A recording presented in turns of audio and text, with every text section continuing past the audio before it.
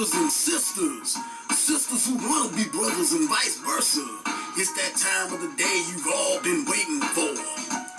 Can Jesus see my weed? Is my EBT here?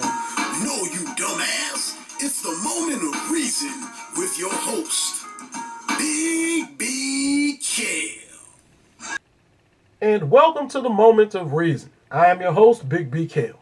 This news report comes from AB6 News affiliate out of Philadelphia, Pennsylvania.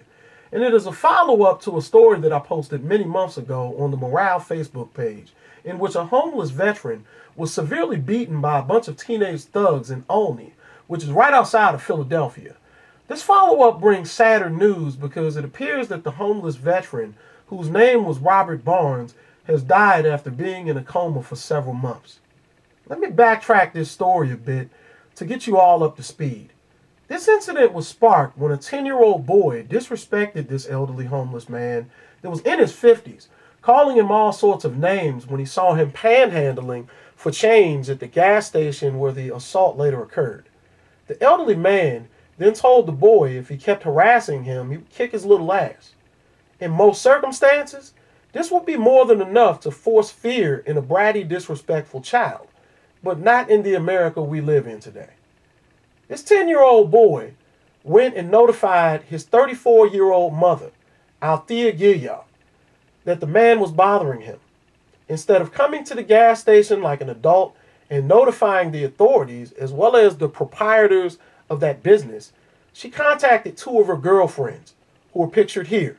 One's name is Sharima Joaquin, and the other is Keisha Dugans, who are both 24 years of age. The three of them then jumped in a minivan and rounded up three local teenagers who were between the ages of 12 and 14 years old.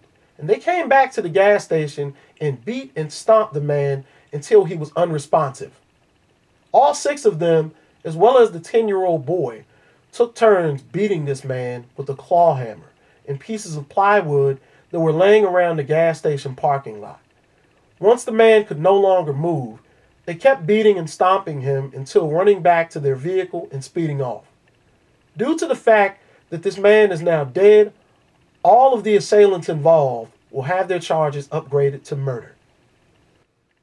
And every ounce of the incident was all recorded on the gas station surveillance camera, as you can see from the photos. When I first posted this news article several months back, I had also uploaded a video to YouTube about a story out of Baltimore, in which another woman did something very similar, contacting a couple of thugs who then went on a shooting spree, striking three and killing two, one of which was a grandmother. My message in that video was a very simple one that I've carried throughout the course of my life, and that is, do not risk your life for these hoes. As usual, I was attacked by the feminazi and their mangina cohorts with the same old school shaming scheme, saying things like, "Nigga, you a coon. A real black man will always answer the call of a sister in need." Yeah. Sisters who are getting young black men to execute other people who are mostly black or poor for no good reasons, ensuring that these youngsters spend the remainder of their lives behind bars. And right alongside of your thoughtless rejects who subscribe to the always honor anything a sister says no matter what nonsense, are many who align themselves with the pro-whack movement that actually celebrate this taking place, yelling, "What wrong with you, nigga? I'm cheering for that sister, because that cracker needed to get got, man."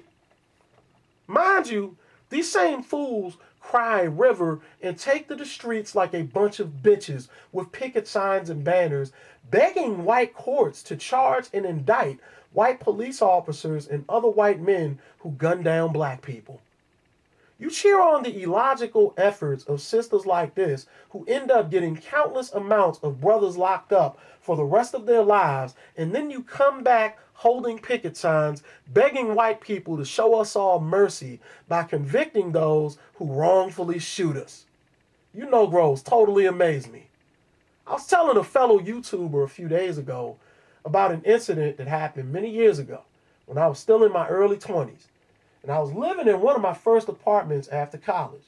And there was this fat, loud, obnoxious sister who lived right across the street from me, And she walked over to me and demanded that I move my car so her sister could park there since her family was having some sort of a get-together.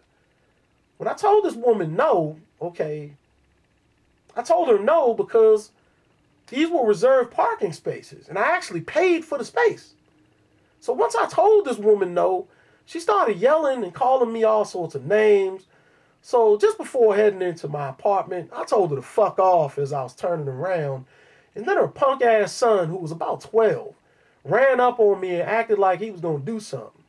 When I told his short, roly-poly young ass that if he swung on me, his mama wouldn't be able to help him, she ran over and begged everybody to pay attention and grabbed him, yelling aloud on my side of the street, acting as if I was the aggressor and I was going to intentionally harm her son.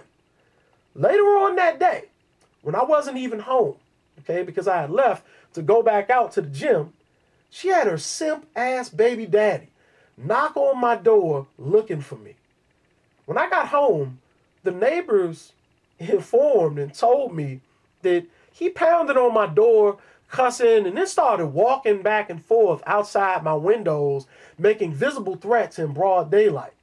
The old woman upstairs from me contacted the police, and the Negro ended up going to jail because he had an open warrant for child support that was set up by the same Negro woman who sent him over to my damn house.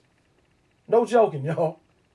The neighbor said when the police ended up locking his dumb ass up, his baby mama was outside crying and acting like she didn't know anything about the warrant, even though the enforcement agencies always notify these women and give them continual updates in their cases. When are you Negroes going to get that you are expendable to these Negro women?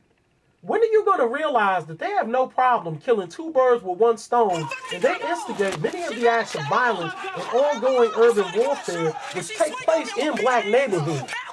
Y'all keep getting angry at me for trying to warn you about these government-sponsored terrorists, commonly referred to as black American women, but the statistics cannot be ignored.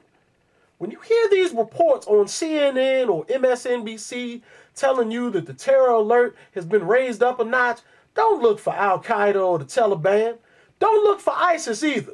Black man, you need to be fearful of what lurks in all the nail shops and salons, because your greatest threat is closer to you than you think. And it isn't some foreigner in a turban. It's a sister that's smelling like hot hair and acrylic. Be on the lookout for a terrorist cell near you.